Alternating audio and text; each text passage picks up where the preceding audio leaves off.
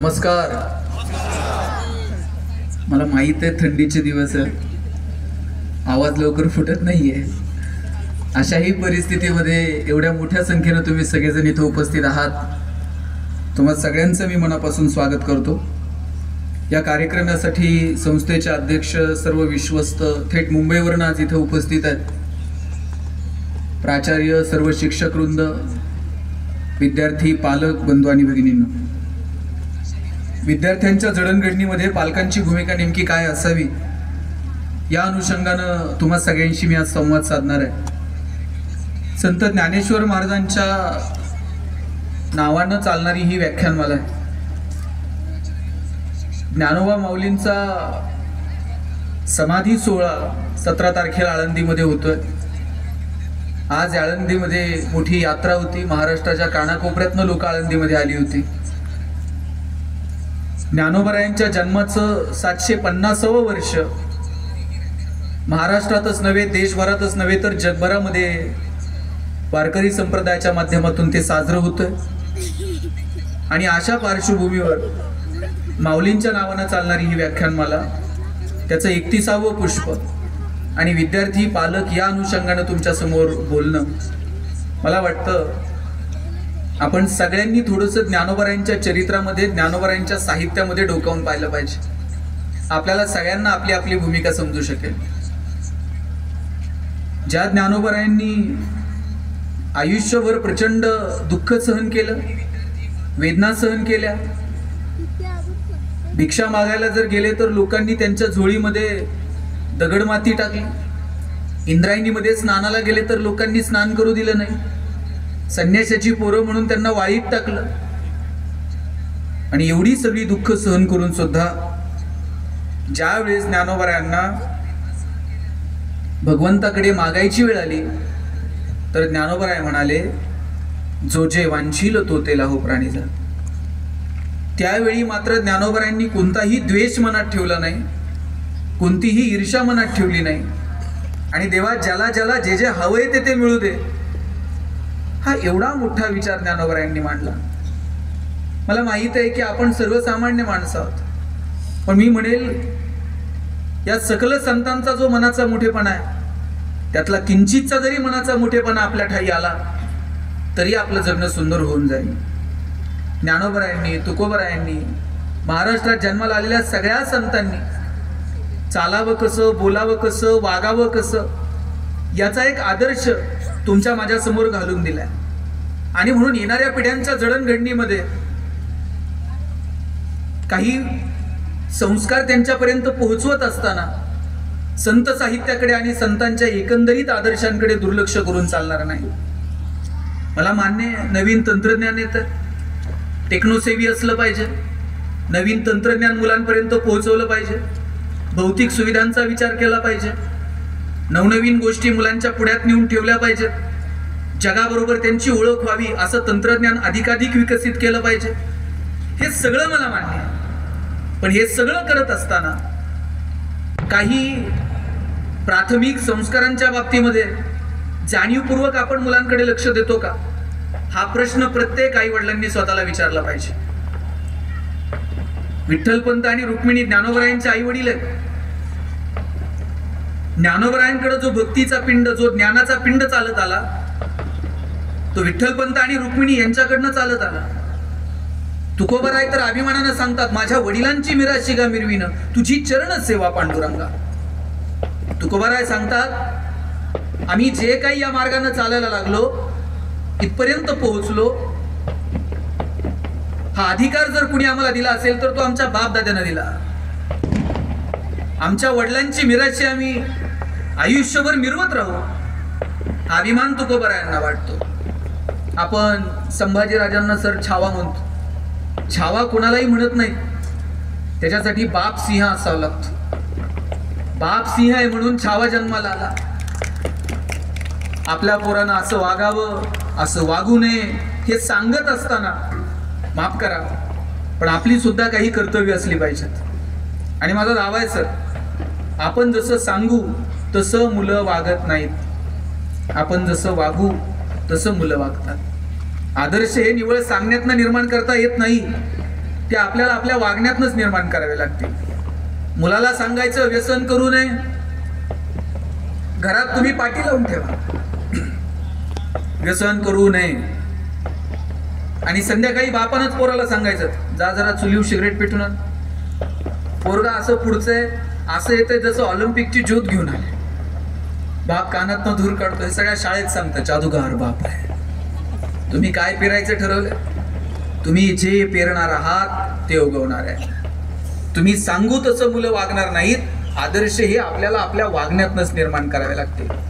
आणि म्हणून विद्यार्थ्यांच्या जडणघडणीमध्ये पालकांची भूमिका जर काय असेल तर आपल्या वागण्यातनं चांगले आदर्श येणाऱ्या पिढ्यांच्या समोर निर्माण करता येतील का याची काळजी घ्यावी लागेल. आमच्याकडे एक मोठा वाडा आहे. पाटील तब्येत जरा दांडुंड आहे, असं वरती गॅलरीतच फिरत असतात, खाली येत नाहीत सहसा. त्यांना डॉक्टरांनी सांगितले संध्याकाळी जरा चालत जा. हल्ली ते गॅलरीत चालताना दिसतात.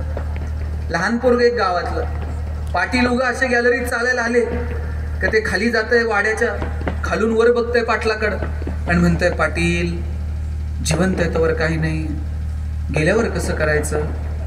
4 लोकांना तर पाटील झपल का? काय घेणं आहे का हो मला सांगा? ते बिचारं त्याच्या टेन्शन मध्ये एरझरा मारतंय आणि हे खालून वर बघते म्हणताय 4 लोकांना तर पाटील झपल का आणि गेल्यावर कसं करायचं? पाटील म्हणले हे कोणाचे वर बोलवा ह्याला? कोंडून ठेवलं पोरग. वडिलांना कळालं पाटलानं पोरग कोंडून ठेवलं. वडील पळत आले, म्हणले पाटील पोराला का कोंडलं? म्हणले हे संस्कार केले का? मी माझ्या टेन्शन मध्ये वर एरझऱ्या मारतोय, हे खालून वर माझ्याकडे बघते म्हणते गेल्यावर कसं करायचं आणि 4 लोकांना झेपल का? बाप म्हणला पाटील गेल्यावर पुढं संवेदना जाग्या असतात का? नाही 4 लोकांना झेपलं ना हातपाय तोडून असं सुट्ट सुट्ट करून घेऊन जाऊ. पाटील म्हणले लेकराची चूक नाही, हे बेनं खराब आहे. आजोबा पळत आले, म्हणले पोराला कोंडलंय, नातवाला कोंडलंय. पाटील झालं काय? म्हणले हे संस्कार केले का? तुझा नातू म्हणतोय 4 लोकांना झेपतोय का आणि तुझं पोरग म्हणतोय हातपाय तोडून नेऊ. आजा म्हणला पाटील गेल्यावर रुपयावर जात नाही, कशाला शरीराची विटंबना करता, वाड्यालाच काढी लावून टाकू बघू काय होतं.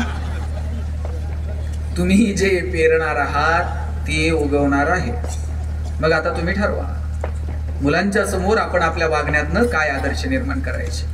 खोटं बोलू नये हे सांगत असताना आपल्याला थोडंफार तसं वागावं लागेल. व्यसन करू नये हे सांगत असताना आपल्याला निर्व्यसनी राहावं लागेल. चांगलं वागावं हे सांगत असताना किमान चांगलं वागण्याचा प्रयत्न आपल्याला करावा लागेल. आपल्या वागण्या बोलण्यातनं येणाऱ्या पिढ्यांच्या समोर आदर्श निर्माण करता येतील का? मला वाटतं याची काळजी सगळ्या पालकांना घ्यावी लागेल. जग बदलत आहे, प्रचंड जग बदलत आहे. पोरांच्या हातामध्ये आता नवीन साधनं आहेत, नवीन तंत्रज्ञान आहे. जग अगदी पोरांच्या कवेत येऊन थांबलंय. तुम्ही बघा एखादा विषय जर शोधायचा म्हटलं लायब्ररीमध्ये आपल्याला तासनतास पुस्तकं शोधावी लागत होती. काही संदर्भ ग्रंथ आहेत का ते बघावे लागत होते. 8-8 दिवस ते चालायचं, मग कुठंतरी माहिती मिळायची. माहिती मिळण्याची साधनं ही कमी होती आणि मग माहितीसाठी धडपडायची आणि मिळालेल्या माहितीचं ज्ञानात रूपांतर करावं याच्यासाठी अनुभूती होती. आता माहितीची साधनं प्रचंड आहेत. तुम्ही इन्स्टा नुसतं स्क्रोल करा, हजारो लोक तुम्हाला मार्गदर्शन करायला मोकळी आहेत. हे खाल्लं म्हणजे वजन कमी होईल, दुपारी जेवलं म्हणजे वजन कमी होईल, ते केलं म्हणजे डाएट फॉलो केला म्हणजे वजन कमी होईल. परत तुम्ही स्क्रोल करा, 2 मुलांक असल्याने असं वागावं, 5 मुलांक असल्याने. तुम्हाला माहितीचा एवढा पुरवठा आहे, प्रचंड माहिती उपलब्ध आहे. आता आपली जबाबदारी काय? माहितीची चिकित्सा करणं. खरं काय, खोटं काय, बरं काय, चांगलं काय, वाईट काय हे विचार करण्याची विवेकबुद्धी मुलांमध्ये जागृत व्हावी अशी मानसिकता त्यांची तयार करणं. खरं तर ही आता खबरदारी आहे. आता माहितीचा तुटवडा नाहीये. माहिती उपलब्ध करून देणारी अनेक साधनं तुमच्या समोर उपलब्ध आहेत. नुसतं एंटर मारलं की सगळी माहिती हो. पण खरं खोटं, चांगलं वाईट ठरवण्याची विवेकबुद्धी आम्ही मुलांमध्ये निर्माण करू शकलो का? हा खरं तर येणाऱ्या पिढ्यांच्या समोरचा प्रश्न आहे. आणि म्हणून माहितीचं ज्ञानांत रूपांतर करण्यासाठी आपल्याला नेमके काय प्रयत्न करावेत यासाठी पालकांनी चिंतन करावं, मनन करावं. मी पुन्हा पुन्हा सांगतो, आपल्याला आपल्या वागण्यातनं आदर्श निर्माण करावे लागतील. त्यांच्या समोर जे माहिती उपलब्ध आहे त्या माहितीचं ज्ञानात रूपांतर व्हावं. त्या माहितीतून योग्य अयोग्य काय आहे हे ठरवण्याची क्षमता मुलांमध्ये निर्माण व्हावी. त्या क्षमता बांधणीसाठी येणाऱ्या काळात पालकांना प्रयत्न करावे लागतील. आता आपला समज काय माहिती आहे? आपला समज इतकाच आहे, पोरांच्या हातामध्ये साधनं उपलब्ध करून दिली, माहितीचं भांडार त्यांच्या पुढ्यात नेऊन ठेवलं म्हणजे आपलं कर्तव्य संपलं. आपल्या डोक्यात असा विचार आहे, महागड्या शाळा कॉलेजमध्ये त्याचा नंबर लागला, फी भरली आणि त्याला चांगले क्लासेस लावले आणि गाडी घेऊन दिली, आपण फक्त रिझल्टची वाट बघायची. एवढंच पालकांचं कर्तव्य नाहीये. या सगळ्याच्या पलीकडे जाऊन आई वडील म्हणून आपली काही वेगळी कर्तव्य आहेत. 2-2, 2.5 वर्षाच्या पोरांच्या हातात आपण मोबाईल देऊन टाकले. काही गोष्टींमध्ये अभावही असला पाहिजे. अभावामध्ये सुद्धा गंमत आहे, अभावामध्ये सुद्धा मजा आहे, कधीतरी मिळणाऱ्या गोष्टीमध्येही आनंद आहे. याची अनुभूती लेकरांना आली पाहिजे. यासाठी जाणीवपूर्वक प्रयत्न करावे लागतील. आपल्या डोक्यात वेगळं आहे, आपल्या डोक्यात आहे मला नाही मिळालं, आलंय त्याच्या नशिबानं, देऊन टाका. आम्हाला सायकल बघायला मिळत नव्हती, आहे त्याच्या नशिबानं, द्या गाडी घेऊन. आम्हाला वर्षातनं कधीतरी शर्ट मिळत होता, आहे त्याच्या नशिबानं, घे महिन्यात 4. आम्हाला जे मिळालं नाही ते सगळं आमच्या लेकरांना मिळावं. मला माहित आहे आपलं आपल्या लेकरांवरती प्रेम आहे आणि त्या प्रेमापोटी आपण हे सगळे निर्णय घेत असतो. ज्यांच्याकडे उपलब्धता आहे त्यांनी द्यावंही, पण कधीतरी नाही म्हणायचं धाडस सुद्धा पालकांमध्ये असलं पाहिजे. प्रत्येक वेळेस हो मध्ये हो मिसळत जातो आणि त्याचे परिणाम असे होतात की मग नाही म्हणायचं आणि ते नाही पचवायचं धाडस पोरांमध्ये उरत नाही. मग एखाद्या छोट्या छोट्या अपयशानं, एखाद्या छोट्या छोट्या संकटानं पोरं गर्भगळीत व्हायला लागतात. 10वीला मार्क कमी पडले म्हणून आत्महत्या, अमुक एखादी एक्झाम क्लिअर झाली नाही म्हणून आत्महत्या, वडिलांनी मोबाईल दिला नाही म्हणून आत्महत्या, व्हॅलेंटाईनला कोण नाही म्हटलं म्हणून आत्महत्या. 5 आणि 5 कारणांसाठी पोरं आत्महत्या करायला लागली आणि आयुष्य संपवायला लागली. आई बापाचं स्वप्न असतं पोरांच्या खांद्यावरती आम्ही जावं. मी ह्या महिन्यातली तुम्हाला 2-5 उदाहरणं सांगेल जी माझ्या डोळ्यात एकच घडली आहेत. आई बापाच्या खांद्यावरती पोरांना जावं लागलं. अशी कितीतरी उदाहरणं आहेत आणि त्याच्या पाठीमागच्या कारणांची जर चिकित्सा केली तर अगदी 5 कारणासाठी पोरांनी आत्महत्या केल्यात. पोरांना नकार काय आहे, एखाद्या गोष्टीतलं अपयश काय, एखादी गोष्ट नसणं म्हणजे आयुष्य संपत नाही, छोट्या छोट्या गोष्टींमधला आनंद घेत पुढे चालणं काय, हे पोरांच्या मनावरती रुजवावं लागेल. पण हे सगळं करण्यासाठी आपल्याकडे वेळ कुठे? आपण एवढे गडबडीत आहोत की पोरांना द्यायला वेळ नाहीये आणि मग ती वेळेची बाजू कशानं भरून काढायची? मग मोठ्या मोठ्या गिफ्ट मधनं आपण ती जागा भरून काढायचा विचार करतो. 15 दिवस पोराची भेट झाली नाहीये ना, जाताना एक मोठं गिफ्ट घेऊन जाऊयात. ते लहान आहे तोपर्यंत त्या गिफ्ट मध्ये रेंगाळतं, पण नंतर ते गिफ्ट आणि वडील, गिफ्ट आणि आई, गिफ्ट आणि नातं असं काहीतरी समीकरण त्याच्या मनामध्ये रुजत जातं. त्या गिफ्टच्या पलीकडे जाऊन आई वडिलांचा असं, मला मान्य आहे आपण सगळे बिझी आहोत, नाही आपण खूप सारा वेळ आपण आपल्या लेकरांना देऊ शकत, पण क्वालिटी टाइम जो काही वेळ आहे तो चांगल्या पद्धतीने आपल्याला आपल्या लेकरांना देता येईल का? जो काही वेळ आपल्याकडे आहे त्या वेळेचा सदुपयोग आपल्याला आपल्या मुलांसोबत संवाद साधताना, त्यांच्यासोबत स्पर्श, या सगळ्या गोष्टींसाठी आपल्याला आपल्या लेकरांना वेळ देता येईल का? 8-8, 10-10 वर्षाची पोरं होईपर्यंत साहेब बापाच्या पायावर पाय टाकून झोपत होती. आता 2-2 वर्षाच्या पोरांचे सेपरेट बेडरूम आहेत. जुन्या काळात आई बापाला शरीराचे धर्म नव्हते का? पण ते जोपासत असताना ठराविक वयापर्यंत आई वडिलांनी मुलांचे स्पर्श तुटू दिले नाहीत. आता 2-2 वर्षाच्या पोरांचे जर सेपरेट बेडरूम असतील, नाही त्यांनी म्हातारपणी आपला बेड गावाच्या बाहेर काढला ना, लक्षात ठेवा, ठराविक वयापर्यंत संवाद ठेवा. ठराविक वयापर्यंत कधी त्यांच्या कानाला पकडायचं, कधी त्यांच्या पाठीवरती थाप मारायची, कधी त्यांच्याशी बोलायचं, कधी प्रेमानं, कधी डोळे मोठे करून. याचं काहीतरी तारतम्य आपल्याकडे असलं पाहिजे. आणि म्हणून मी पुन्हा सांगेल, लेकरांना साधनं पुरवणारं मशीन म्हणजे आपण पालक नाही आहोत. आणि बऱ्याच भाषणांमध्ये साहेब हल्ली सांगितलं जातं, मुलांचे मित्र व्हा, मुलांसोबत मोकळीक ठेवा. जरूर ठेवा. किती मोकळीक ठेवावी? काही चुकलं तर पोरांनी स्पष्ट येऊन आई वडिलांना सांगावं, बाबा आमची ही चूक झाली बरं का, आई माझ्याकडनं हे चुकलं बरं का. इतकी मोकळीकता जरूर असावी. पण पोरांचे मित्र व्हायच्या फंदात आईबापानं पडू नये हे माझं व्यक्तिगत मत आहे. त्यांना 1000 मित्र मैत्रिणी आहेत, त्यांचे चांगले आईबापच व्हा.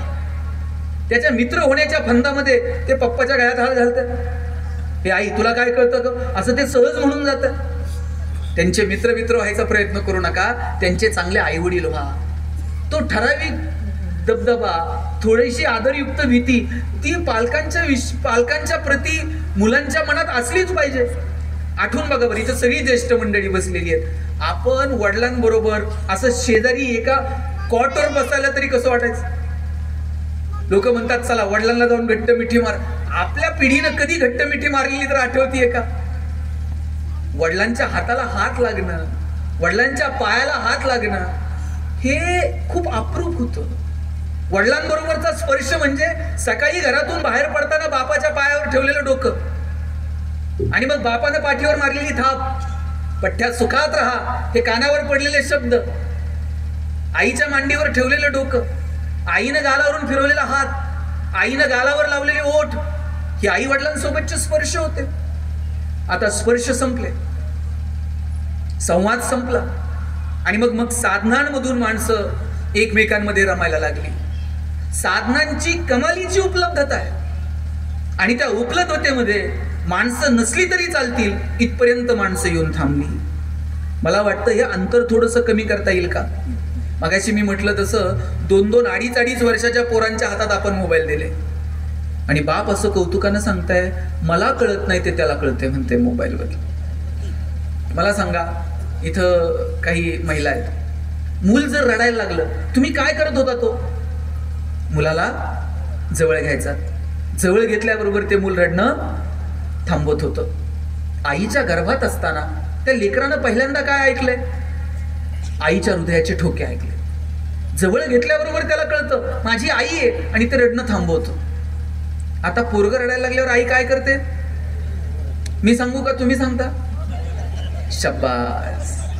आणि पोरगं इतकं पुढचं आहे, मोबाईल हातात आल्याशिवाय ते पण रडायचं थांबत नाही. वा वा वा, याला म्हणतात सूर. आईच्या स्पर्शाची जागा जर मोबाईलच्या स्पर्शाने घेतली असेल, हा कुणाचा पराजय? विज्ञान तंत्रज्ञानाचा विजय आहे का मातृत्वाचा पराजय? हे ठरवण्याची वेळ आलेली आहे. मी म्हणत नाही तुम्ही मोबाईल देऊ नका, पण किती हे मात्र ठरवलं पाहिजे. तासन तास पोरं मोबाईलवरती आहेत. हल्ली पोरं मैदानावर खेळत पण नाही. आम्ही जर खेळायला गेलो ना पोरांनो, आई काठी घेऊन यायची, बाद झालं रे खेळायचं, चला आता अभ्यासाला बसा. आता आईला काठी घेऊन पोराच्या मागं पळावं लागतंय, बाद झालं ते मोबाईल ठेव, आता चल मैदानावर, मी 4 उड्या मारते तू 2 तर मार. इथपर्यंत येऊन ठेपलंय. पोरांच्या हातात चांगली पुस्तकं द्या, चांगल्या माणसांच्या त्यांच्या गाठीभेटी झाल्या पाहिजेत, चांगली कीर्तन प्रवचन ऐकली पाहिजेत, चांगल्या व्याख्यानांना गेली पाहिजेत, चांगली पुस्तकं वाचली पाहिजेत, वर्तमानपत्र रोज वाचलं पाहिजे. समाजात घडणाऱ्या मागच्या 8-15 दिवसातल्या काही महत्त्वाच्या घडामोडींवरती कुटुंबामध्ये चर्चा झाली पाहिजे. त्यासाठी गोल करून असं कधीतरी एकत्र जेवायला बसलं पाहिजे. आता आत्मपरीक्षण करूयात आपण सगळेजण. आपल्या घरामध्ये किती दिवसापूर्वी आपण सगळेजण सहकुटुंब असा गोल करून एकत्र जेवायला बसलोय? हल्ली आठवत पण नाही. पूर्वी असा गोल करून सगळेजण जेवायला बसायचे, आता अर्ध गोल झालाय. पुढे टीव्ही सुरू असतो, सगळेजण अर्ध गोल करून जेवायला बसतात, सगळ्यांचं लक्ष टीव्हीत असतं आणि कुणाला बातम्या बघायच्या असतात, कुणाला मालिका बघायची असते, कुणाला चित्रपट तर कुणाला कार्टून. आणि आता फक्त चॅनल बदलण्यावरून एकमेकांना रिमोट फेकून मारायचा राहिलेला असतो. आता हल्ली तर अर्धगोलही बघायला मिळत नाहीत. आता प्रत्येक जण आपापल्या मस्तीत आहे, प्रत्येकाच्या हातात मोबाईल आहे आणि मोबाईलकडे पाहत पाहत प्रत्येकाला घास गिळायचा असतो. हल्ली पोराला जर भरवायचं असेल तर पोराच्याही हातात मोबाईल द्यावा लागतो आणि घास तोडून जर त्या लेकराच्या तोंडात घालायचा असेल तर आईलाही हातात मोबाईल ठेवावा लागतो. इतके आपण ऍडिक्ट झालोय. आता संवाद उरला नाही. जेवणाच्या निमित्तानं लोक एकत्र यायची. अहो, घरातलं एखादा तरुण पोरगा जर टेन्शन मध्ये असला आणि गोल करून जर जेवायला बसले, त्या पोराच्या चेहऱ्याकडे बघून बापाला कळायचं हे काहीतरी टेन्शन मध्ये दिसतंय. जेवण झाल्यानंतर बाप त्याच्या गळ्यात हात घालत होता. काय झालं, आज बोलत का नाहीये? दिदी जर आज बोलत नाहीये तर आईला तिच्या जेवताना तिच्या नजरेवर कळत होतं कॉलेजमध्ये काहीतरी बिनसलंय बरं का. आई तिला जवळ घेत होती, बाळा काय झालं, काय टेन्शन आहे का? मोठी कुटुंब होती. अहो जावांमध्ये जर भांडणं झाली तर सासू काहीतरी मध्यस्थी करत होती. सासू सुनाचं पटलं तर नवरा पटत नाही तर नवरा सांगत होता आईकडे दुर्लक्ष कर, वय झालं आता तिचं. गोल करून माणसं एकत्र जेवायला बसत होती. आता गोल उरला नाही, संवाद उरला नाही. मी म्हणेल 8-15 दिवसातनं कधीतरी एकत्र असं गोल करून जेवायला बसता येईल का, याची काळजी तरी आपण घेऊयात. आणि बघा काय मजा होती. मला आठवतंय, जेवायला बसलं ना, आजोबा सांगायचे चला ताटाच्या भोवती पाणी फिरवा. आम्ही म्हणायचो हां. काय होतं पाणी फिरवल्यावर? ताटातले अन्नपदार्थ बदलतात. बाजरीच्या भाकरीची पुरणपोळी होते. आजोबा सांगायचे बाजरीच्या भाकरीची पुरणपोळी होत नाही, पण पदार्थाचा प्रसाद होऊन जातो. आणि प्रसाद कधी फेकायचा नसतो. जेवायला बसलं की ते म्हणायचे आभार माना. म्हटलं कुणाचे आभार मानायचे? ते म्हणायचे ज्यानं शिजवलं त्या आईचे आभार माना, जिनं पिकवलं त्याचे आभार माना, आणि ज्यानं भूक दिली त्या भगवंताचे आभार माना. नकळत ती कृतज्ञता लोकांपर्यंत पोहोचली पाहिजे, हा विचार मनात रुजत होता. अरे ज्यानं पिकवलं त्या शेतकऱ्याचे आभार मानले पाहिजेत, जिनं शिजवलं त्या तुमच्या आईचे आभार मानले पाहिजेत. आणि हे सगळं असून सुद्धा कित्येकांना भूक लागत नाही. ज्यानं भूक दिली त्या भगवंताचेही आभार मानले पाहिजेत. नकळत हा संस्कार कृतज्ञतेचा मुलांपर्यंत पोहोचला गेला. मला सांगा, आता असं एकत्र बसणं तरी उरलंय का? सकाळी उठल्याबरोबर आजोबा सांगायचे हात जोडा आणि देवाला म्हणा थँक्यू. काय म्हणायचं आता का? ते म्हणायचे बघ सगळेजण रात्री डोळे झाकतात, सगळ्यांचेच सकाळी उघडत नाहीत. आपले डोळे आज उघडले आणि आजचा दिवस बघायला मिळाला, त्याच्यासाठी देवाला थँक्यू म्हणायचं. ते म्हणायचे हात जोडा, म्हणा कराग्रे वसते लक्ष्मी, करमुले सरस्वती, कर मध्ये तू गोविंद, प्रभाते कर दर्शन. रात्री झोपताना ते सांगायचे हात जोडा, पुन्हा थँक्यू म्हणा. म्हटलं आत्ता का? ते म्हणायचे अरे आजचा दिवस चांगला गेला. देवाला म्हणायचं तुझ्या कृपेनं आजचा दिवस चांगला गेला, बरं उद्याचाही बघायला मिळू दे. आभार माना, कृतज्ञता मनामध्ये ठेवा, हे नकळत मनावरती रुजलं गेलं. आता सकाळी उठल्यानंतर आपण कुणाचे आभार मानतो का? रात्री झोपताना दिवसभरात कुणी मदत केली असेल त्याचा चेहरा तर डोळ्यासमोर येतो का? त्याला कधीतरी आम्ही मनापासून थँक्यू म्हणतो का? कृतज्ञतेचा भाव उरला नाही. आता सकाळीही मोबाईल नव्हते आणि रात्रीही मोबाईल नव्हते. सकाळी डोळे उघडायचा हात बरोबर चार्जरकडे जातो, पिन आपोआप निघते, मोबाईल हातात येतो, बरोबर बोट स्क्रोल होतात आणि काल टाकलेल्या फेसबुकवरच्या फोटोला किती लाईक्स आणि किती कमेंट्स. 2-4 जरी कमी असल्या तर आपल्याला करमत नाही. आपण आभासी जगामध्ये वावरायला लागलो. आणि रात्रीचं तर सर विचारू नका, झोप येत नाही तोपर्यंत आम्ही मोबाईलमध्ये असतो. रात्री तर डीपी असा झूम करून बघायचा असतो. कोण बाहेर येतं का त्यातनं? पण कमालीची अस्वस्थता आहे. या अस्वस्थतेच्या पलीकडे जाऊन, साधनांच्या पलीकडे जाऊन माणूस म्हणून लेकरांच्या डोळ्यात प्रेम आणि हृदयामध्ये वात्सल्य राहील का, यासाठी पालक म्हणून आपल्याला प्रयत्न करावे लागतील. पोरांना शिकवायची गरज नाहीये. तुम्ही पैसे कमवण्यासाठी काही प्रयत्न करा. ते ठराविक वयात आल्यानंतर इकॉनॉमिकली स्टेबल होण्यासाठी सेल्फ मोटिवेटेड असतात. त्यांना सांगावं लागत नाही आता तुला 2 रुपये कमवावे लागतील बरं का. ते काही तर धडपड करताय, पण योग्य मार्गाने पैसे कमव, योग्य मार्गाने मिळवलेले पैसे योग्य ठिकाणी खर्च कर, हे सांगण्यासाठी मात्र संस्कारांची गरज असते. आणि हे संस्कार आपण आपल्या लेकरांना देतो का, याची काळजी आपल्याला घ्यावी लागेल. मला तिसरा एक मुद्दा सांगायचा आहे. धडपडण्याची वृत्ती पोरांमध्ये असली पाहिजे. 2 देऊन 2 घेऊन चालता आलं पाहिजे. रोजच मैदानावरती तुमचं जिंकणं नाहीये. कधीतरी अपयश वाटायला येईल, पण त्यानं गर्भगळीत न होता 2 देऊन 2 घेऊन चालत राहा. तुमचं कर्म तुम्ही फक्त प्रामाणिकपणे करा. यश अपयश परमेश्वराच्या हातात आहे, निसर्गाच्या हातात आहे. धडपडण्याची वृत्ती पोरांमध्ये निर्माण करा. एखाद्या छोट्याशा अपयशानं पोरं खचून जातात. त्यांना सांगा आपला इतिहास काय. ज्या ज्ञानोबरायांच्या नावानं आपण ही व्याख्यानमाला आयोजित केली आहे, त्या ज्ञानोबरायांच्या आयुष्यामध्ये कमी संकट आणि कमी दुःख होती का? मांडे भाजायला खापर मागितलं तर लोकांनी खापर दिलं नाही. संन्यासाची पोरं म्हणून वाळीत टाकलं. आणि तरी सुद्धा ते ज्ञानोबराय खचून जात नाहीत.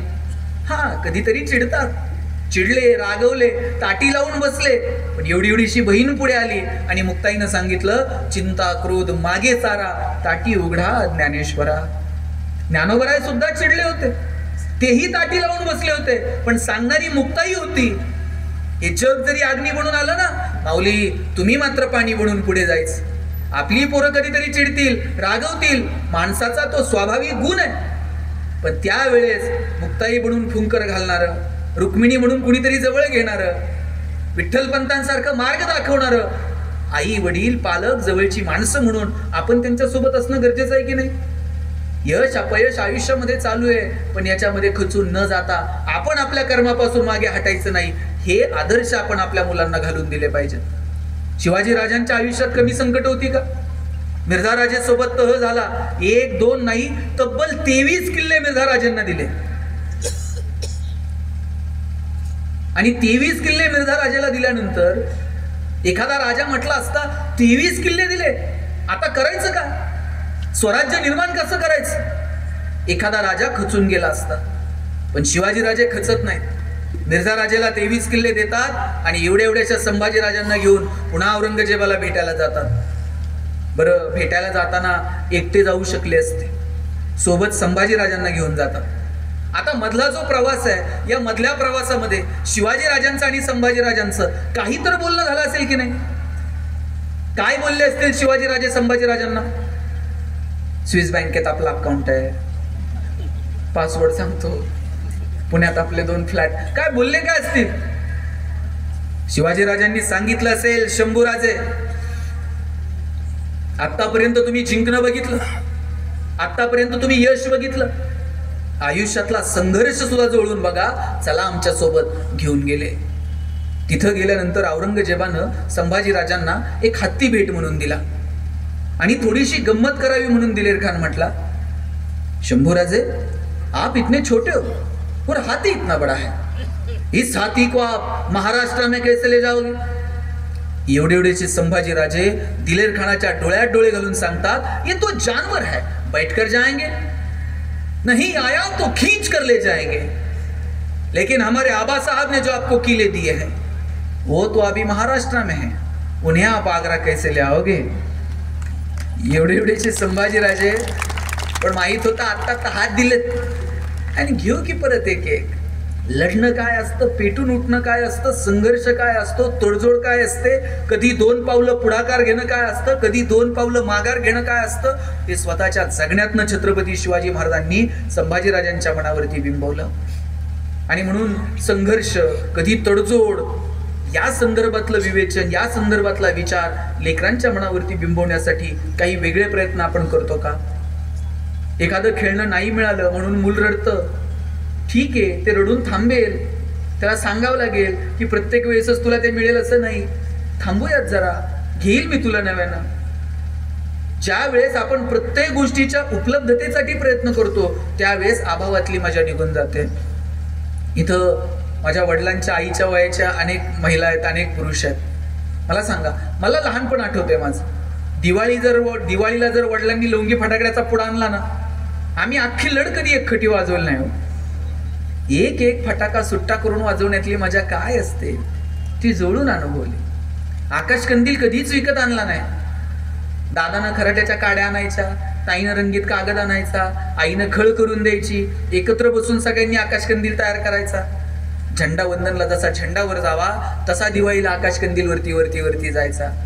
लाडून करंजा फक्त दिवाळीलाच खायला मिळत होत्या म्हणून त्यांचं अप्रूपही वाटायचं. आता रोज घरात मिठाई आहे, लाडू आणि करंजांकडे पोरं आता बघेनशी सुद्धा झाली आहे. बायकांना विचारा, वर्षात कधीतरी साडी मिळायची हो.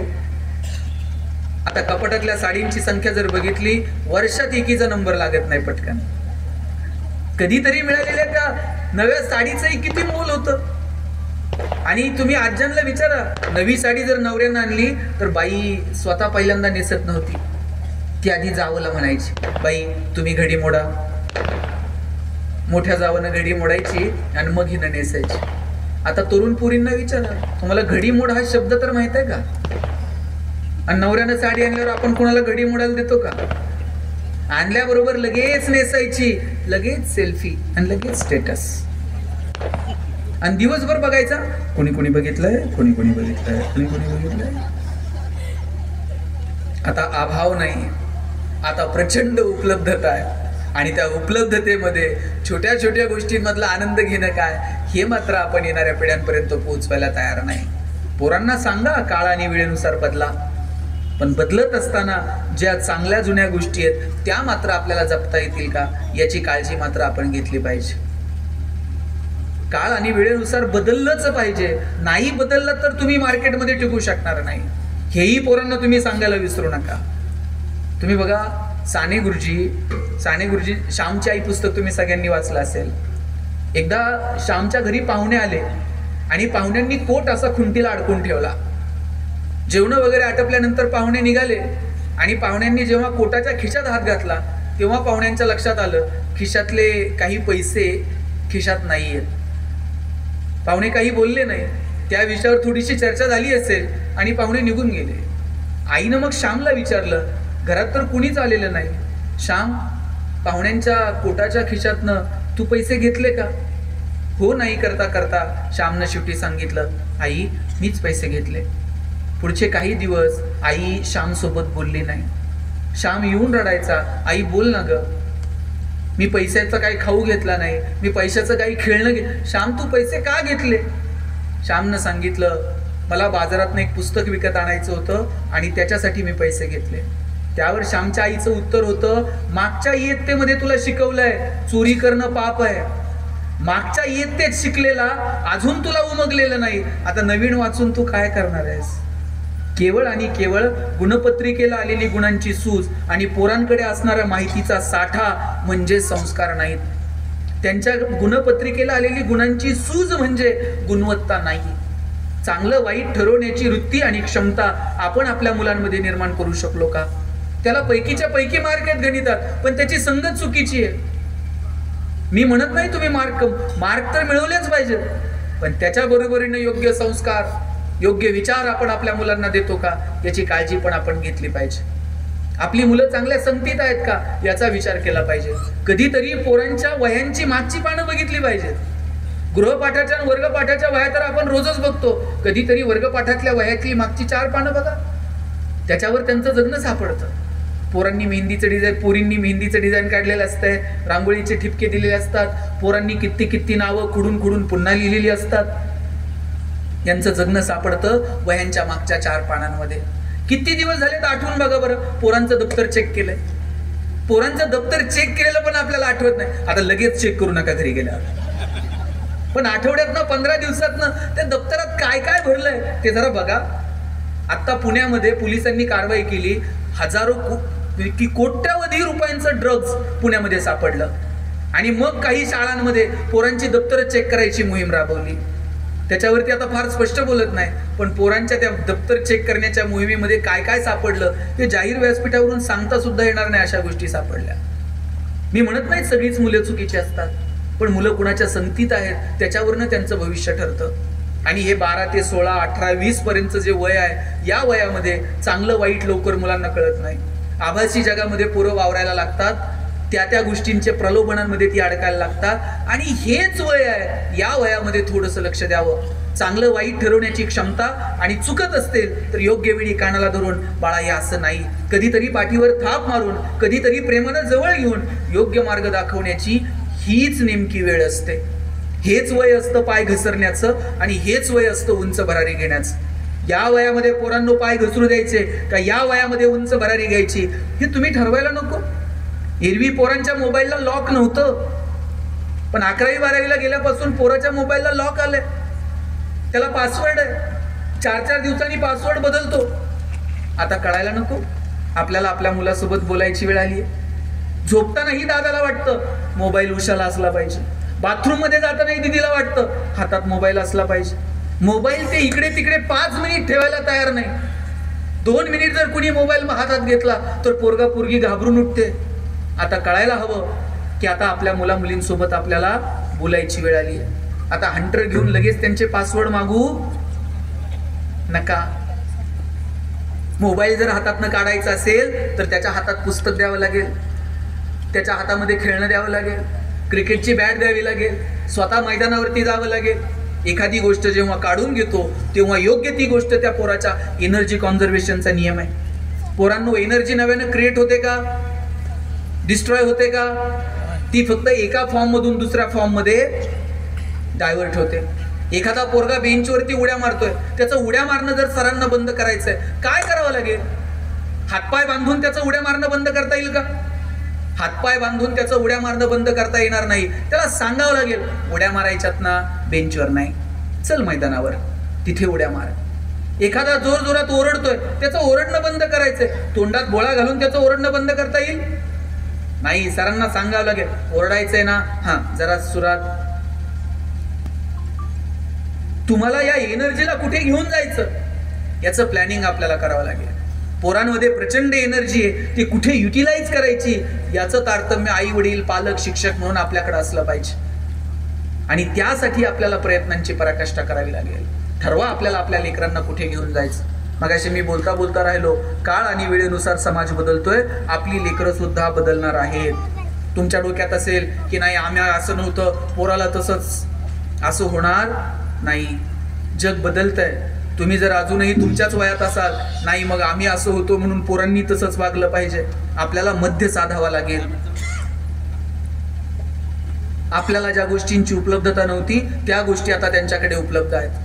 त्यातून चांगला मार्ग काढत योग्य दिशा देणं एवढंच आपलं कर्तव्य आहे. आणि वेळेनुसार जर मुलांना तुम्ही बदलू दिलं नाही, किंवा तुम्ही बदललं नाही, किंवा आपण सगळेच जर बदललो नाही, आपण टिकू शकणार नाही. दादा, हा कॅमेरा कोणत्या कंपनीचा आहे? पॅनासॉनिक. आता मोस्टली काय, पॅनासॉनिक आहे, निकॉन आहे, सोनी आहे, बरोबर. आता कॉडॅकचा कॅमेरा सर कुठं दिसतोय का? आणि एक जमाना कोणाचा होता? इथं जेवढी ज्येष्ठ मंडळी बसलीत ना, सगळ्यांचे लग्नाचे अल्बम चेक करा. कॉडॅक सोडून दुसरा कॅमेरा नव्हता. आणि त्यात रोल असायचा सर, 36च फोटो निघायचे. म्हणजे नवरा नवरी हार घालायला आणि फोटोग्राफरचा रोल संपायला. आणि 6-6 महिने अल्बम मिळत नव्हत्या. ते नवरदेव फोटोग्राफरच्या किती मागं लागू, ते नवरदेव पाय जरी पडला, फोटोग्राफर इतका भाव खाणार, ते म्हणणार फोटो धुवायला दिलेत. कोणत्या नदीवर जात होतो कुणास ठाऊक. 6-6 महिने अल्बम मिळत नव्हते. मला सांगा, ज्यांची मोनोपोली होती, मार्केटमध्ये रुबाब होता, ते कॉडॅक आता बाजारात नाही. का नाही? डिजिटल टेक्नॉलॉजी कॉडॅकनं स्वीकारली नाही, कॉडॅक टिकू शकलं नाही. मला सांगा, आपण आपल्या आयुष्यात कोणत्या कंपनीचा फोन पहिल्यांदा घेतला होता? Mostly Nokia. 3310, 1100, 1600, 2600. 3310 जर असा कुणाला फेकून मारला तर त्या पुढच्याला टिंगूळ येईल, पण फोन फुटत नव्हता. आता नोकिया आहे का? केवळ आणि केवळ अँड्रॉइड टेक्नॉलॉजी नोकियानं स्वीकारली नाही, नोकिया टिकू शकलं नाही. एक जमाना होता HMTच्या टिकटिकवरती जग चालत होतं. आता HMT फारसं बाजारात दिसतंय का? टायटनचा जमाना आला, नंतर डिजिटल घड्याळ आता पोरांच्या हातात आली. मला आठवतंय, रविवारी टीव्हीला पिक्चर लागायचा, धूमधडाका, थरथराट, लक्ष्मीकांत बेर्डे, अशोक सराफ, आणि मध्येच एक जाहिरात लागायची. आता या तरुण पोरांची ती पाठ नसेल, पण माझ्या वयाचे जे आहेत त्यांची सगळ्यांची ही जाहिरात पाठ असणार. लाईफ बॉय है जहा, हो का, यांची पाठ आहे दोघी. आणि लाईफ बॉयच्या जाहिरातीमध्ये फुटबॉल खेळणारी पोरं दाखवलेली होती. सर, भारतात कधीतरी फुटबॉलची क्रेज होती का? भारतामध्ये जनरली क्रिकेटची क्रेज होती, पण लाईफ बॉयनं फुटबॉल खेळणारी पोरं दाखवली. आणि लाईफ बॉयला विचारायचं कोणी, तुम्ही फुटबॉल खेळणारी पोरं का दाखवली? लाईफ बॉयची मोनोपोली होती. लोक दुकानात जाऊन साबण द्या नव्हती म्हणत, लाईफ बॉय द्या म्हणायची. पण त्यानंतर लक्स मार्केटमध्ये आला, राजा हिंदुस्तानी पिक्चर हिट झालेला. करिश्मा कपूर एकदम फॉर्ममध्ये होती. लक्सनं करिश्मा कपूरला ब्रँड अँबॅसेडर केलं. आता लक्सनं करिश्माला ब्रँड अँबॅसेडर केल्यानंतर इकडं फुटबॉल खेळणाऱ्या पोरांकडे कोण बघतंय का? लक्सनं मार्केट कॅप्चर केलं. लाईफ बॉयला कळलं, आता जर बाजारात टिकायचं असेल, लाल रंगाचा ठोकळा साबण उपयोगाचा नाही, लाईफबॉय गोल्ड नावाचा गुळगुळीत साबण बाजारात आणला. आणि लाईफबॉय गोल्डची जाहिरात कोण करत होतं? एक कॉलेजचा तरुण मुलगा आणि मुलगी. मुलगी गाडीवर उतरते, रागात निघून जाते. मुलगा विचारतो काय झालं? मुलगी सांगते पसीने की बदबू से परेशान. पोरगा घरी जातो, लाईफबॉय गोल्ड आंघोळ करून येतो. या कंपन्यांना कळलं आपण जर बदललो नाही आपण टिकू शकणार नाही. आणि मला सांगा, कोविड मध्ये एक तरी साबण अशी जाहिरात करत होता का आमचा साबण सुगंधी आहे, तो लावल्यावर तुम्ही गोरे व्हाल? कोविड मध्ये कुणाला गोरं व्हायचं पडलं? प्रत्येक साबण एकच जाहिरात करत होता, 99.9% कीटाणू से मुक्ती. कोविड मध्ये संतूर मम्मी बिम्मी काही नव्हतं, फक्त कीटाणू आणि मुक्ती. आणि साहेब, मला मोती साबणाचं गणित अजून समजलेलं नाही. मोती वर्षभर कुठं असते काय माहित, ते दिवाळीलाच येते. वर्षभर झोपताय, दिवाळीला म्हणतोय उठा उठा. मोती साबणानं आंघोळ करायची त्यानं ठरवून घेतलंय. वर्षभर कुणाला काय मस्ती करायची ते करू दे, आपलं मार्केट दिवाळीला. आपल्याला आपलं मार्केट ठरवता आलं पाहिजे. कोणत्या गोष्टींमध्ये बदल करायचे, कोणत्या कारणांसाठी करायचे, कोणत्या गोष्टी जशाच्या तशा स्वीकारायच्या, हे पोरांच्या पर्यंत आपल्याला नेऊन पोहोचवता येईल का, यासाठी आई वडील म्हणून आपण काळजी घेतली पाहिजे. आणि इथं जी तरुण मुलं मुली बसली आहेत, मला त्या सगळ्यांना सांगायचं आहे, आईवडिलांनी हे करावं, आईवडिलांनी ते करू नये, आईवडिलांनी असं वागावं, आईवडिलांनी तसं वागू नये, हे सगळं झालं. पण मुलं म्हणून आपली काही कर्तव्य आहेत की नाही? आपली काही कर्तव्य आहेत आणि ती आपण लक्षात घेतली पाहिजे. इथं अनेक मुलं मुली बसलेले आहेत. बाळांनो, तुमच्या आईबापाचं तुमच्यावरती इतकं प्रेम आहे, ते प्रेम आपण शब्दातही व्यक्त करू शकत नाही. वडील कधीतरी चिडतात, रागवतात, पण ते आपल्या भल्यासाठी. आई कधीतरी आबोला धरते, पण ते सगळं आपल्या भल्यासाठी. लेकुराचे हित वाहे माऊलीचे चित्त, ऐसी कळवळ्याची जाती करी लाभाविन प्रीती. कोणत्याही लाभाची अपेक्षा न करता तुमच्यावर ओतप्रोत प्रेम करणारे या जगात जर कोण असेल तर तुमची आई आहे आणि तुमचे वडील आहेत. आणि तुमच्या प्रगतीमध्ये आनंद वाटेल अशी किती माणसं आजूबाजूला आहेत, जरा बघा बरं डोकून. तुमच्या माझ्या प्रगतीमध्ये आनंद वाटेल अशी मोजकी माणसं आजूबाजूला आहेत, त्यात एक तुमची हक्काची आई आहे आणि एक वडील आहे. तुम्ही इकडं 50 लाखाचं घर बांधा, सगळ्या गावात पेढे वाटा आणि छोटंसं घर बांधा. अहो, छोटंसं घर जरी बांधलं, बाप असा चौकात बसला तर सगळ्यांना सांगते, हो पोरांना बंगला बांधला, हो आम्ही सपरात राहिलो. तुम्ही साधी 2 व्हीलर घ्या, बाप सगळ्या मित्रांना सांगतो, पोरानं परवा गाडी घेतली बरं, मी सायकलवर फिरलो आयुष्यभर. तुमच्या प्रगतीमध्ये आनंद जर कोणाला असेल ना तर तुमच्या आईला आहे, तुमच्या वडिलांना आहे. आणि तुम्ही 50 लाखाची गाडी घ्या, सगळ्या गावात पेढे वाटा, 4 जण तर तुम्हाला म्हणणार हप्ते भरा, नाही तर फायनान्सवाले घेऊन जातील.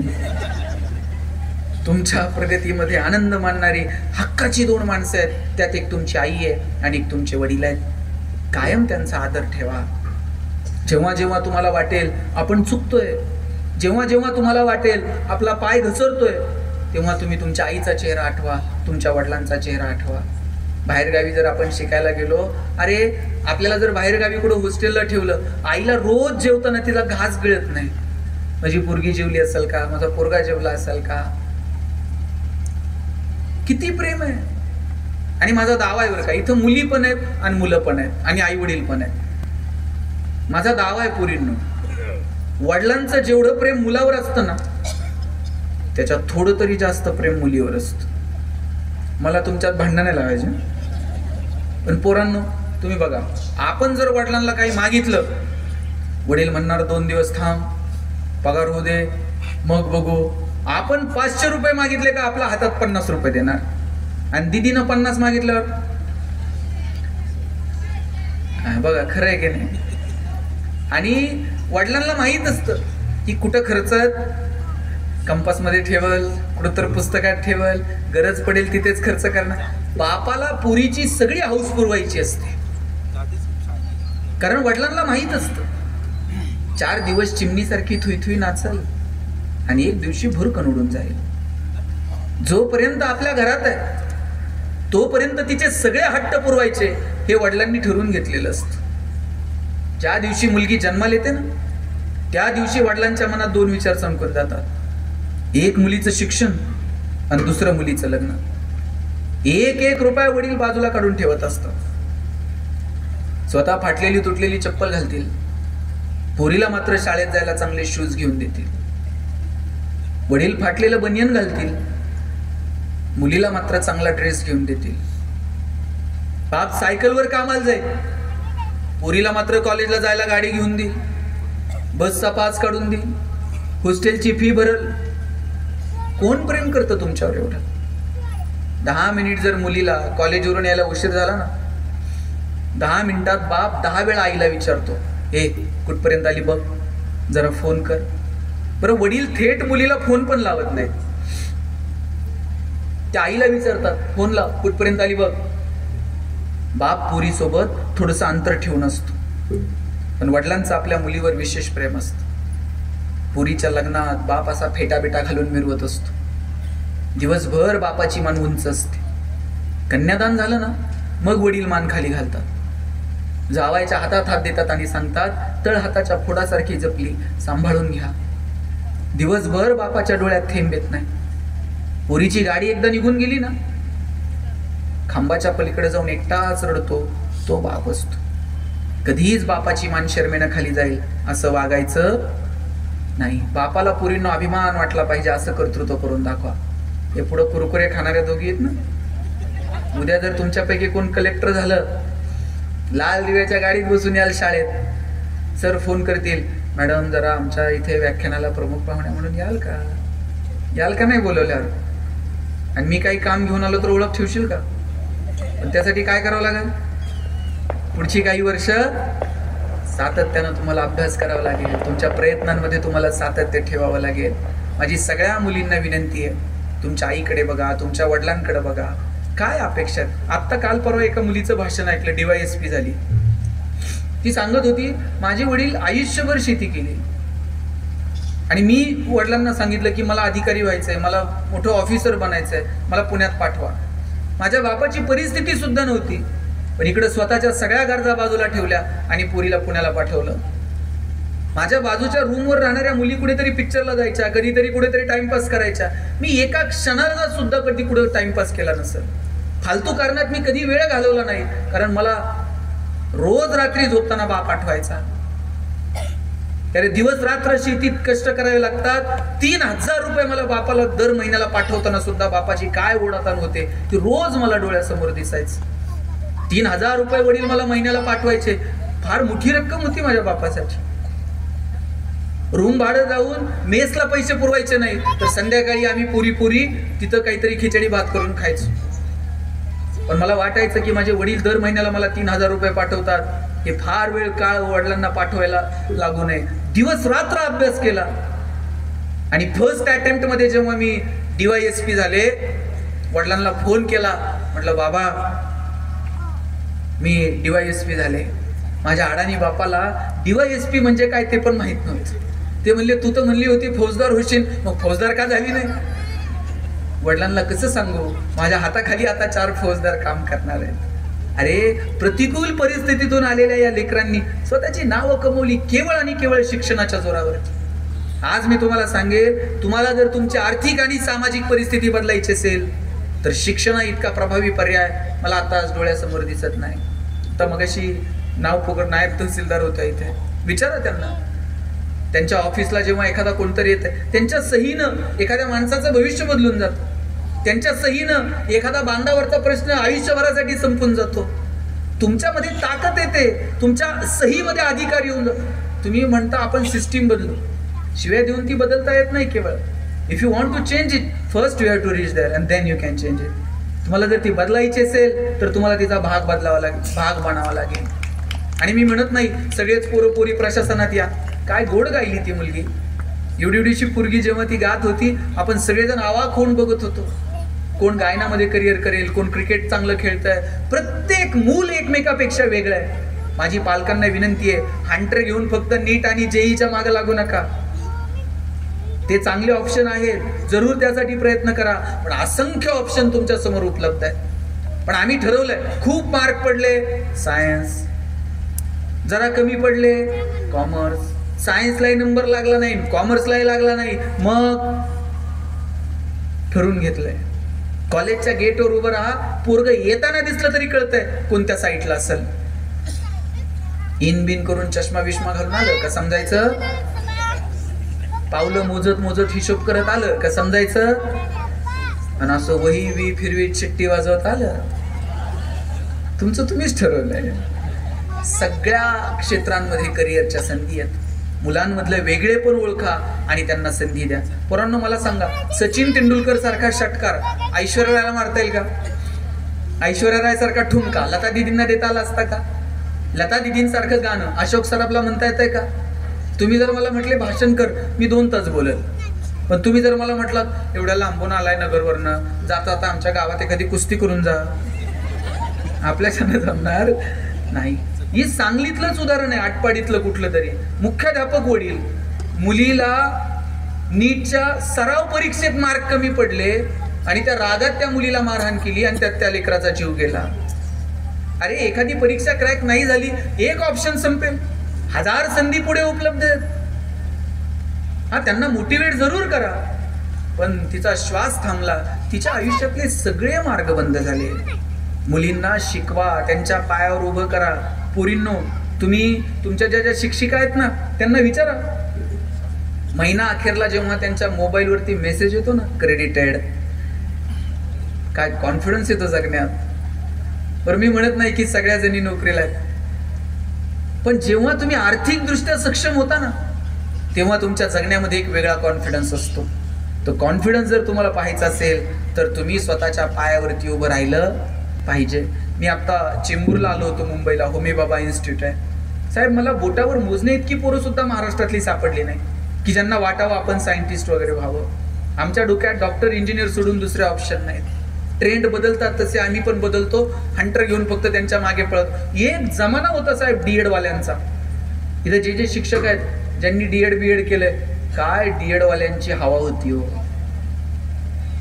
डीएडला जर नंबर लागला त्यानं मागं वळून बघायचं, आणि दोघं नवरा बायको जर संस्थेवर चिटकले. आज डीएड कॉलेजेसची अवस्था काय साहेब? बहुतांशी डीएड कॉलेजेस आता बंद आहेत. एक जमाना होता इंजिनिअरिंगचा, गावात एखादाच इंजिनियर असायचा.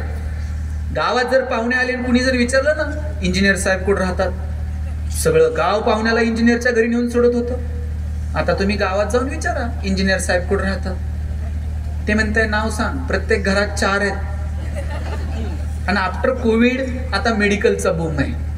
प्रत्येक आई बापाला वाटतंय पोरग मेडिकललाच गेलं पाहिजे. नाही भारतात नंबर लागला तर म्हणते रशियात जाऊ द्या, पण त्यानं मेडिकललाच गेलं पाहिजे. बरं, यांच्या डोक्यात असं नाही बरं का, याला मॅथ्स फिजिक्स मध्ये इंटरेस्ट आहे म्हणून इंजिनिअरिंग, याला बायोकेमिस्ट्री मध्ये इंटरेस्ट आहे म्हणून यानं जरा मेडिकल, असलं काय नाही. आमच्या डोक्यात एवढंच आहे, पोरगा MBBS, त्याला मुलगी MBBS, दोघांचं हॉस्पिटल आणि नंतर मेहुण्याला मेडिकल. तुमच्याकडे कसं असंच असतं ना, ते मेहुण्यालाच द्यावं लागतंय कंपल्सरी, ते अलिखित नियम आहे. आम्ही याच्या पलीकडे जायला तयार नाही होत. प्रत्येक मूल एक स्वतंत्र व्यक्तिमत्व आहे. त्यांच्यातलं वेगळेपण ज्या दिवशी ओळखता येईल त्या दिवशी त्या मुलांच्या जडणघडणीसाठी आपल्याला प्रयत्न करता येतील. झेंडूच्या फुलांचं आपण तोरण करतो सणा समारंभाला. आपण गुलाबाच्या फुलांचं तोरण करताना कधी बघितलंय का? आणि कुणाला जर स्वागत करायचं असेल तर त्याला आपण गुलाबाचं फुल देतो. प्रेम व्यक्त करायचं असेल तर गुलाबाचं फुल. कुणाला प्रेम व्यक्त करताना व्हॅलेंटाईनला झेंडू दिलेला बघितलंय का? प्रत्येकाचं स्वतंत्र व्यक्तिमत्व आहे. अरे सणा समारंभाला झेंडूचंच तोरण शोभून दिसतं आणि कुणाच्या स्वागताला गुलाबाचीच फुलबाजी मारून जातं. प्रत्येक जण एक स्वतंत्र व्यक्तिमत्व आहे आणि प्रत्येकाची वेगळी वेगळी जागा आहे. आपल्याला आपल्या लेकरांचं व्यक्तिमत्व, त्यांच्या ठिकाणी असणाऱ्या चांगल्या वाईट गुणांची रूपरेषा आपल्याला ठरवता आली पाहिजे. जेव्हा ती ठरवता येते तेव्हा जगणं सुंदर होऊन जातं. आणि म्हणून यांच्या जडणघडणीमध्ये, मी जडणघडण म्हणतोय, आपल्या दृष्टीनं पॅकेज म्हणजे जडणघडण असेल तर तो विषय, त्या विषयाला मर्यादा आहे. केवळ पोरांचं पॅकेज म्हणजे त्यांची जडणघडण नाही. पॅकेज हा त्यांच्या जगण्यातला एक प्राथमिक टप्पा आहे, पण त्याच्या पलीकडे जाऊन चांगलं वाईट ठरवण्याची वृत्ती, तो विवेक, मुलांमध्ये आपण जागृत करतो का, यासाठी प्रयत्न करा. त्यांच्या संस्कारांची काळजी घ्या. आणि जाताना मला सांगायचं आहे, मुलांच्या जडणघडणीमध्ये आई वडिलांची, आजी आजोबांची, नात्यांची भूमिका खूप महत्त्वाची असते. ज्यांच्या ज्यांच्या घरात आजी आजोबा आहेत त्यांना जपा. आई वडिलांनंतर काही गोष्टी आजी आजोबांकडनंच त्या नातवांपर्यंत पोहोचतात. आजीचा संसार करून झालाय, आजीची शेवटची मैत्रीण जर कोण असेल तर तिची नात आहे. आजोबांना जग, नातवाला अजून जग बघायचंय. नातवाचा पहिला मित्र जर कोण असेल तर त्याच्या आजोबा आहेत. आजोबांनीच जवळ घ्यायचं असतं ज्ञानेश्वरी घेऊन आणि सांगायचं असतं, हे पसायदान, हा हरिपाठ आणि ही एक ओवी आपल्याला अनुभवता आले पाहिजेत. आजीनंच जवळ घ्यायचं असतं आणि रामकृष्ण समजावून सांगायचे असतात. ते आपल्याला जगता आलं पाहिजे. ज्यांच्या ज्यांच्या घरात आजी आजोबा आहेत त्यांना जपा. मी पुन्हा पुन्हा सांगतो, आपण सांगू तसं मुलं वागत नाहीत, आपण वागू तसं मुलं वागतात. दोघं नवरा बायको पार्टीला निघाले होते आणि घरात म्हातारे आजी आजोबा होतेच. ती सासू म्हटली, सुनबाई तुम्ही कुठं चाललात जेवायला? आज पार्टी तिकडे चालले. बाई मग जा, पण आम्हाला दोघांना 2 भाकरी करून जा. रोज करतेच की. अगं मग रोज जेवायला लागतच की. नाही आजच्या दिवस काय जमणार नाही. मग आज आम्ही जेवायचं कुठं? पलीकडे मंदिर आहे, मंदिरात आज भंडारा आहे, आजच्या दिवस तिकडे जेवायला जा. सासू म्हणली, बाई खूप लांब आहे, चालता येत नाही. 2 नाही 1 भाकरी करून जा. दूध भाकर अर्धी खाऊ. आज काय जमणार नाही. पोराच्या बोटाला पकडलं, नवरा बायको गाडीत जाऊन बसले. 2-4 किलोमीटर गाडी पुढे गेली आणि ते पोरगा आपल्या आईला म्हटलं, आई मी जेव्हा मोठा होईल ना तेव्हा मी माझा बंगला मंदिराला खेटून बांधणार म्हणला. आई म्हणली, मंदिराला खेटून का? नाही, मी माझी बायको जर पुढं पार्टीला गेलो तुला लगेच मंदिरात जाता आलं पाहिजे म्हणून. त्रास नको. तुम्ही वागाल तसं येणारी पिढी वागणार आहे. घरामध्ये म्हातारी माणसं असतील तर त्यांना जपा. घरातली म्हातारी माणसं ट्यूबलाईट इतका प्रकाश देत नाहीत, पण त्यांचं देवघरात निरंजनासारखं तेवत राहणं महत्त्वाचं असतं. ते विझून गेलं ना मग त्या लोकांची किंमत कळायला लागते. ज्यांच्या ज्यांच्याकडे आजी आजोबा आहेत त्यांना जपा. माझा मित्र त्याच्या आजीची गोष्ट सांगायचा. ती गोष्ट सांगून मी थांबणार आहे. तो म्हणायचा, आम्ही नोकरीच्या निमित्तानं शहरात राहिलो आणि आमच्या आजी आजोबा मात्र गावाकडे होते. आजी आजोबांना शहरात करमायचं नाही आणि नोकरी सोडून वडिलांना गावी जाणं शक्य नव्हतं. पण तरी आमच्या वडिलांनी ठरवलं होतं नातवांची आणि आजी आजोबांची भेट कायम झाली पाहिजे. सणावाराला सुखदुःखाला कायम आम्हाला गावी घेऊन जायचे. दिवाळीचा सण तर ठरलेला, इकडचा सूर्य तिकडं होईल, दिवाळी मात्र गावाकडं. आम्ही सगळे नातू दिवाळीला वाड्यावर जमायचो. आजी डोळ्यात प्राण आणून आमची वाट बघत असायची. आमची आजी म्हणजे 9वारी लुगडं, चोळीला मारलेली गाठण, कमरेला खोवलेली पिशवी आणि कपाळावर भलं मोठं कुंकू. वर्षभर 100-200 रुपये पिशवीत साठवून ठेवायची आणि दिवाळीला आलेल्या नातवांच्या हातावरती ₹2 करत वर्षभरातली सगळी दौलत नातवांमध्ये उधळून टाकायची. आमच्या दृष्टीनं वर्षभरातले सगळे पैसे नातवांमध्ये वाटून टाकणारी तुकतुकीत चेहऱ्याची आजी म्हणजे जगातली सगळ्यात श्रीमंत बाई होती. आजी वाट बघायची. संध्याकाळी तळवट टाकून आम्ही अंगणात झोपायचो. वाड्यामध्ये कापसाच्या उशा मोजक्या होत्या, सगळ्यांच्या वाट्याला यायच्या नाही. ज्याच्या मनगटात रग त्याला पटकन उशी मिळायची. मला मात्र कधीच मिळाली नाही. रांजणाच्या कोपऱ्यात जाऊन मी रडत बसायचो, तशी आजी यायची, उचलून घेऊन जायची. माझं नशीब थोर. बाकीच्या पोरांना डोकं टेकवायला कापसाची उशी मिळाली, मला मात्र डोकं टेकवायला कायम आजीचा मऊ हात मिळाला. आजीच्या मऊ हातावरती डोकं टेकवायचं, आकाशातल्या ताऱ्यांकडे बघायचं, म्हणायचं, आजी एखादी गोष्ट सांग ना. माझ्या आजीनं मला किती गोष्टी सांगितल्या, सीतेची, अहिल्याची, रुक्मिणीची. ती म्हणायची, अहिल्याची काय चूक, तिला शाप दिला आणि तिचा दगड झाला. सीतेची गोष्ट सांगताना ती हळवी व्हायची, म्हणायची, जनकाची पोरगी मोठ्या घरातनं आली, अयोध्येची राणी झाली असती, पण नशीब वनवास भोगावा लागला. इकडं अयोध्या सोडताना तिला राजवाड्याचा मोह झाला नाही, पण सोन्याच्या हरणाचा मोह झाला. आमच्या बायांचं जगणंच मेलं असं. कशाचा हट्ट धरायचा नाही आणि कशाचा हट्ट धरला की झालं वाटोळं. आजी रडायची, मी झोपी जायचो. शिकायला पुण्यात आलो, खोलीवर राहायचो मी आणि माझा मित्र. परीक्षा जवळ आलत्या, तब्येत बरी नव्हती. वडिलांना फोन केला, परीक्षा जवळ आली आहे, काही दिवस आजीला पाठवता. आयुष्यात पहिल्यांदा गाव सोडून आजी पुण्याला आली. काय घेऊन आलती हो येताना? छोटीशी पिशवी. काय होतं त्या पिशवीत? 2 जुनी लुगडी, केस विसरायची फणी, छोटासा आरसा, मेणाची डबी, कुंकाचा करंडा आणि हरिपाठाचं पुस्तक. आजी पुण्यात आली आणि तिनं त्या एवढ्याशा खोलीचं घर करून टाकलं. सकाळी उठायची, 4 टिपक्यांची रांगोळी काढायची, संध्याकाळी तिथंच कोपऱ्यात दिवा लावायची. आम्ही अभ्यासाला बसलं त्या शेजारच्या मंदिरात जाऊन हरिपाठ म्हणत बसायची. तब्येत बरी झाली, परीक्षाही झाल्या.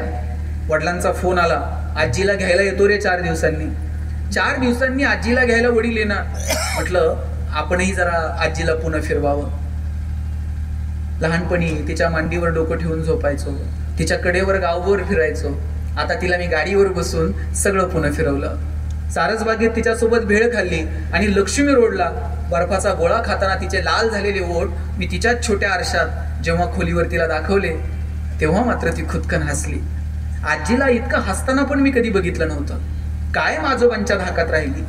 डोळे मोठे केले तर वाडा चिडीचूप व्हायचा, इतकी दहशत होती आजोबांची.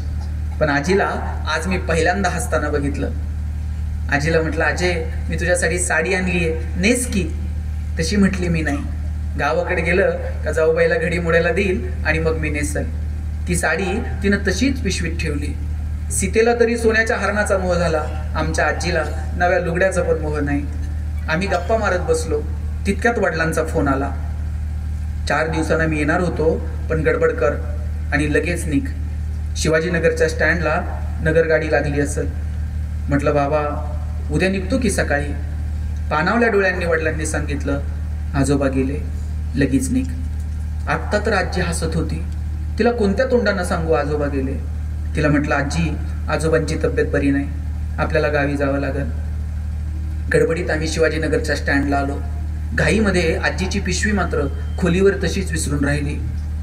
पुण्यावरून नगरला 2 तासांचा प्रवास.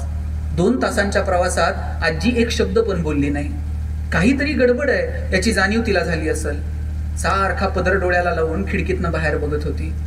गाडीतनं खाली उतरलो, वडील घ्यायला आलते, गाडीत बसलो. गावाची वेस जशी जशी जवळ आली तसा तसा आजीचा वाढलेला श्वास थेट कानापर्यंत ऐकायला येत होता. वाड्याच्या समोरची गर्दी बघितली आणि मग मात्र आजीनं टाहो फोडला. कधी आजोबांच्या डोळ्यात डोळे घालून बोलली नाही. आज मात्र त्यांच्या छातीवरती डोकं ठेवून रडताना पहिल्यांदा मी तिला बघत होतो. पुन्हा एका मैत्रिणीनं तिच्या पायातले जोडवे काढले आणि तिच्या हिरव्यागार बांगड्यांवर कायमची टिचकी मारली. संध्याकाळी भाऊकीतली लोक भाकरी घेऊन आली. वाडा गजबजून गेला, कुणी कुणाशी बोललं नाही. दुसऱ्याही दिवशी गर्दी होती, पंक्ती उठत होत्या, पण चिर शांतता. 4-5व्या दिवशी कुणीतरी म्हटलं, भाजीत मीठ जरा कमी दिसतंय. भाजीतल्या कमी असणाऱ्या मिठाची जाणीव झाली. हीच दुःखाची तीव्रता कमी झाली याचं लक्षण होतं.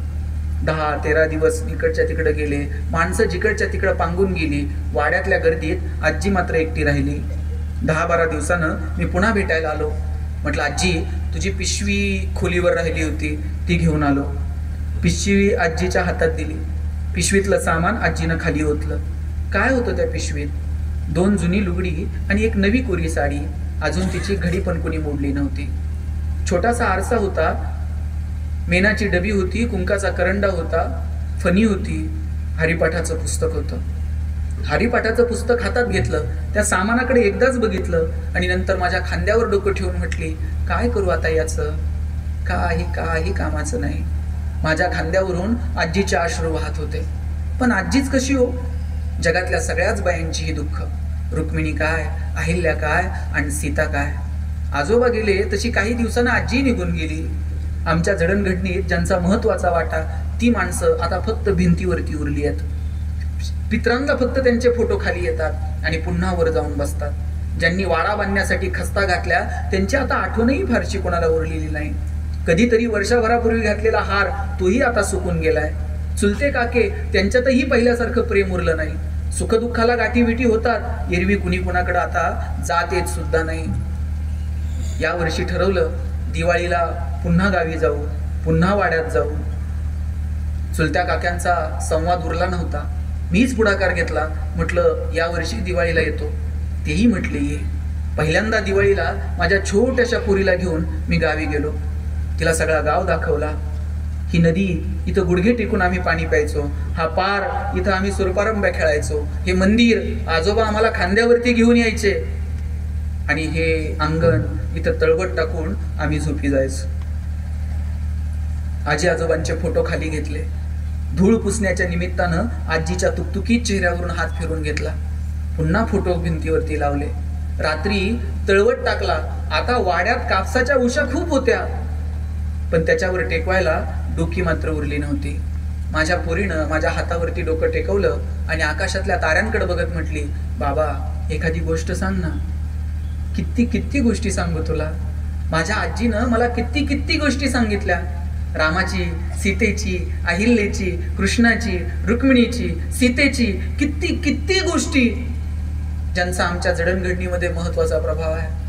गोष्ट म्हटल्याबरोबर आजी आठवली आणि पोरीला विचारलं, कोणती गोष्टी सांगू? सीतेची सांगू की अहिल्याची? तशी पोरगी म्हटली, बाबा मला तुझ्या आजीची गोष्ट सांग. मला तुम्हाला विचारायचंय, आपल्या लेकरांना आपल्या आजीची गोष्ट आपल्याला सांगता यावी इतका सहवास आपला आपल्या आईवडिलांसोबत आहे का? आपल्याला आपल्या आईची गोष्ट येणाऱ्या पिढ्यांना सांगता यावी इतका सहवास बाळांनो आपला आपल्या आईबाबांसोबत आहे का? तितका सहवास ठेवा. ढगाळ गेलेला सूर्य परत बघायला मिळतो, मातीआड गेलेली माणसं परत पाहायला मिळत नाहीत. एकदा ती गेली की गेली. तुमच्या आयुष्यात तुमचे आई वडील इतकं प्रेम तुमच्यावर जगात दुसरं कोणी करू शकत नाही.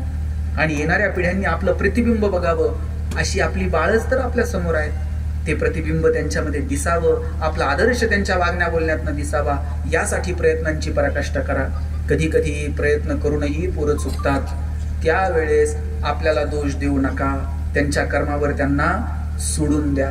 आपण आपले प्रयत्न केले, बाकी त्यांचं नशीब. आणि ते चांगला संस्कार देणं, चांगला विचार देणं, चांगलं आरोग्य, चांगलं शिक्षण देणं, चांगला संस्कार देणं, एवढंच आपलं कर्तव्य आहे. हे करूनही जर पोरं चुकलीच तर त्यांचं नशीब आणि ते. आणि बाळांनो, आई वडीलही कधीतरी चुकतात, पण ते आईबाप आहेत आणि त्यांच्या आपल्यावरती प्रचंड उपकार आहेत. त्यांनी जन्माला घातलं म्हणून हे जग बघायची संधी मिळाली. कधी कधी कळतं ते चुकतायत, पण तरी सुद्धा काही मर्यादा न ओलांडता पायावर डोकं ठेवा. समजून घ्या, ही माणसं परत दिसणार नाहीत. आहेत तोपर्यंत जपा, इतकीच अपेक्षा व्यक्त करतो. एकत्रित आपण सगळ्यांनी मिळून एकमेकांना घडवूयात. कधी मुलांकडनं काही गोष्टी शिकूयात, तर कधी आपल्या वागण्यातनं काही चांगले आदर्श त्यांच्यापर्यंत नेऊन पोहोचवण्याचा प्रयत्न करूया.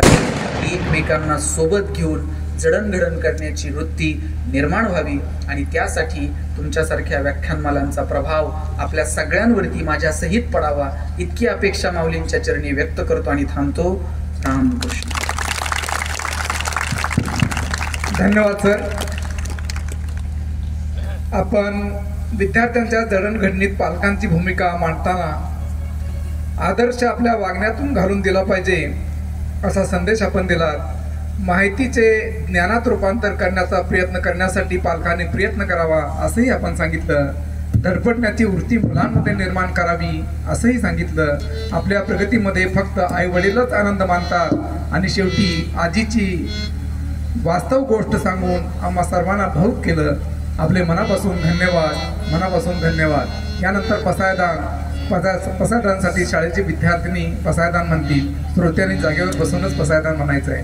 पसायदानसाठी आराध्या माळी, वैष्णवी माळी, AS माळी सर, KA संकपाळ सर, साथ संगीत धनाजी केंगार सर आणि हार्मोनियम आराध्या माळी. पसायदान.